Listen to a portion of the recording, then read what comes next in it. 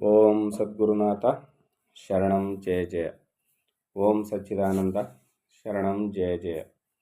ಎಲ್ಲರಿಗೂ ನನ್ನ ನಮಸ್ಕಾರಗಳು.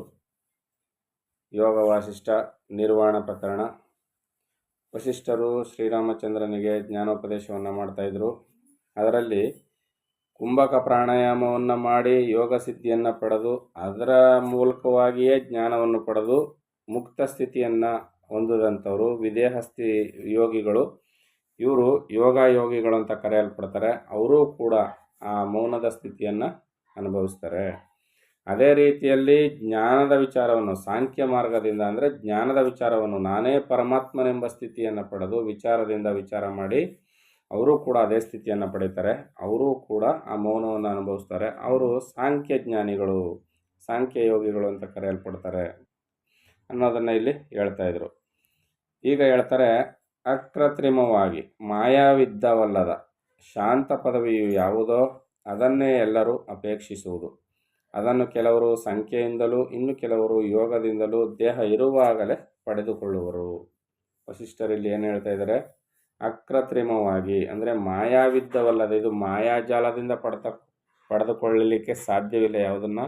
ಆತ್ಮಜ್ಞಾನವನ್ನು. ಈಗ ನಿನಗೆ ಒಂದು ಲಾಡು ಬಂದ್ಬಿಡ್ಲಿ ಕೈಗೆ ಅಂತ ಹೇಳ್ಬಿಟ್ರೆ ಒಂದು ಲಾಡು ಕೈಗೆ ಬಂದ್ಬಿಡ್ತದೆ ಅಂತ ಇಟ್ಕೊಳ್ಳೋಣ. ಯಾರಾದರೂ ಯೋಗ ಸಿದ್ಧಿಯನ್ನು ಪಡೆದವರು, ಅದು ಆತ್ಮಜ್ಞಾನ ಅನ್ನಿಸಿಕೊಳ್ಳೋದಿಲ್ಲ. ಅದು ಅಕೃತ್ರಿಮ, ಅದು ಮಾಯೆಯ ಸಹಾಯದಿಂದ ಬರ್ತಕ್ಕಂಥದ್ದು.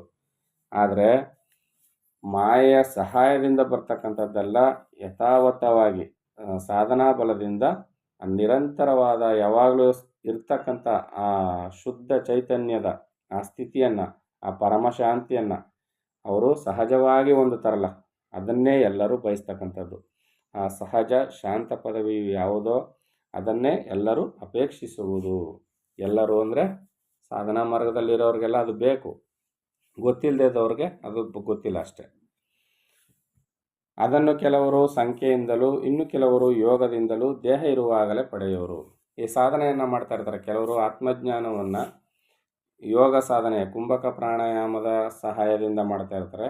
ಇನ್ನು ಕೆಲವರು ಅದನ್ನು ವಿಚಾರದಿಂದ ಆತ್ಮಜ್ಞಾನವನ್ನು ತಿಳಿಯುವುದರ ಮೂಲಕ ಪಡೆದುಕೊಳ್ತಾ ಇರ್ತಾರೆ. ಆದರೆ ಅವರಿಬ್ಬರೂ ಪಡೆದುಕೊಳ್ಳುವುದು ಒಂದೇ ಪದವಿಯನ್ನು, ಒಂದೇ ಶಾಂತತೆಯನ್ನು, ಆ ಪರಮಪದದಲ್ಲಿಯೇ ನೆಲೆಗೊಳ್ಳೋದು ಇಬ್ಬರು ಹೋಗಿ.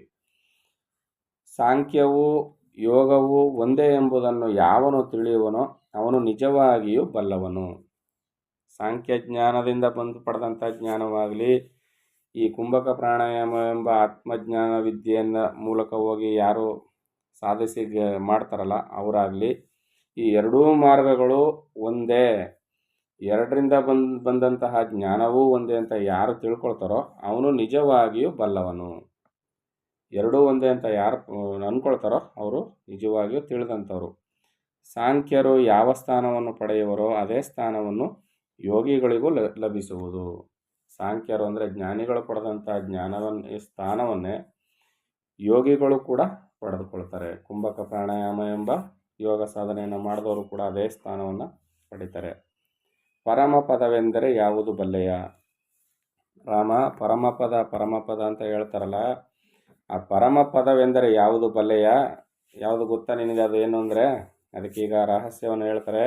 ಎಲ್ಲಿ ಪ್ರಾಣವೃತ್ತಿಯಾಗಲಿ ಮನೋವೃತ್ತಿಯಾಗಲಿ ಎಳ್ಳಷ್ಟು ಇಲ್ಲದೆ ಅತ್ಯಂತವಾಗಿ ನಿರಸ್ತವಾಗಿರುವುದೋ, ವಾಸನ ಎಂಬ ಬಲೆಯಿಂದ ತಪ್ಪಿಸಿಕೊಂಡಿರುವುದೋ ಯಾವುದೋ ಅದೇ ಪರಮಪದವೆಂದು ತಿಳಿ. ನೋಡಿ, ಇಷ್ಟೇ ರಹಸ್ಯಗಳು ಜ್ಞಾನಿಗಳು ಒಂದೊಂದು ಇದರಲ್ಲಿ ಇಟ್ಟಿರ್ತಾರೆ, ನಮಗೆ ಗೊತ್ತಿರೋದಿಲ್ಲ.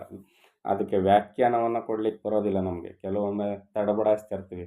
ಜ್ಞಾನಿಗಳು ತುಂಬ ಸಿಂಪಲಾಗಿ ಹೇಳ್ತಾರೆ. ಏನು ಪರಮಪದವೆಂದರೆ ಯಾವುದು ಅಂದರೆ, ಎಲ್ಲಿ ಪ್ರಾಣವೃತ್ತಿಯಾಗಲಿ, ಪ್ರಾಣದ ವೃತ್ತಿಗಳು ಯಾವುವು? ಹಸಿವು ಬಾಯಾರಿಕೆ ಪ್ರಾಣದ ವೃತ್ತಿಗಳು, ಚೆನ್ನಾಗಿ ತಿಳ್ಕೋಬೇಕು. ಹಸಿವು ಬಾಯಾರಿಕೆ ಪ್ರಾಣದ ವೃತ್ತಿಯಾಗಲಿ, ಮನೋವೃತ್ತಿಯಾಗಲಿ ಅಂದರೆ ಮನಸ್ಸಿನ ವೃತ್ತಿ ಯಾವುದು? ಸುಖ ದುಃಖಗಳು. ದೇಹದ ವೃತ್ತಿ ಯಾವುದು? ಹುಟ್ಟು ಸಾವುಗಳು. ಅರ್ಥ ಆಗ್ತಿದೆಯಲ್ವಾ?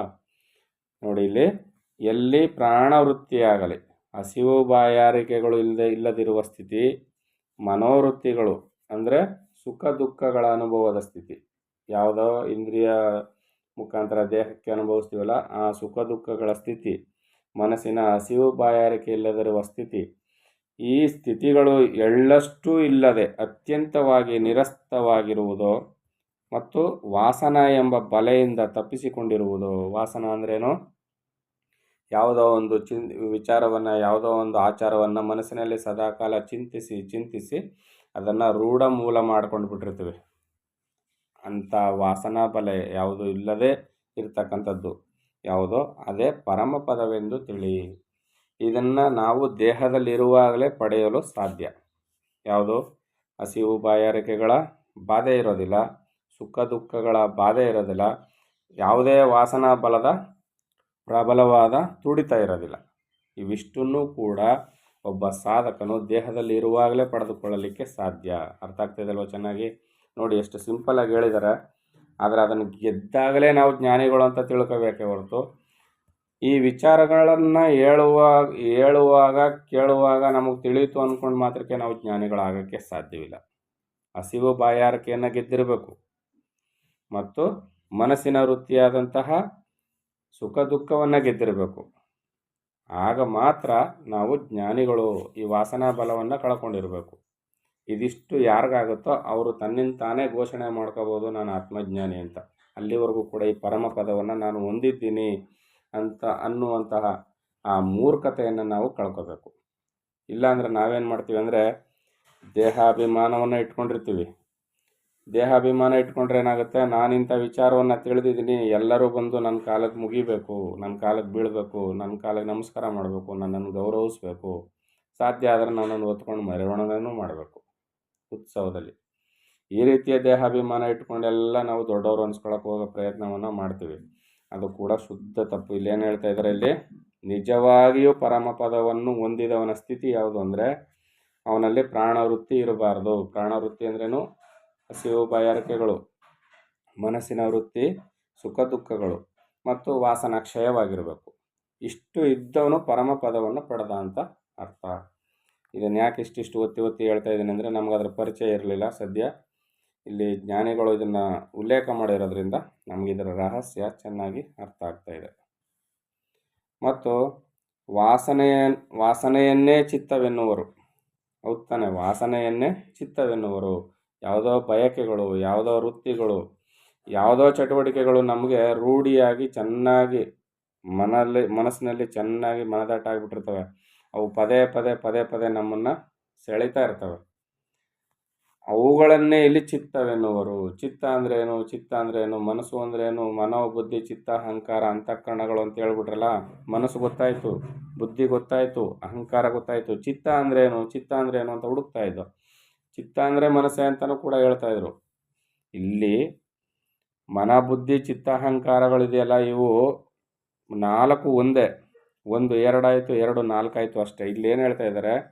ವಾಸನೆಯನ್ನೇ ಚಿತ್ತವೆನ್ನುವರು. ಸದಾಕಾಲ ಯಾವುದೋ ಒಂದು ಅಭ್ಯಾಸವನ್ನು, ಯಾವುದೋ ಒಂದು ಚಿಂತನೆಯನ್ನು ಸದಾಕಾಲ ಅದನ್ನು ಮನಸ್ಸಿನಲ್ಲಿ ಗಟ್ಟಿಗೊಳಿಸಿ ಆ ವೃತ್ತಿ ನಡೆಯುವಂತೆ ಮಾಡ್ತದಲ್ಲ, ಇಂಥ ವಾಸನೆಯನ್ನೇ ಇಲ್ಲಿ ಚಿತ್ತವೆನ್ನುವರು.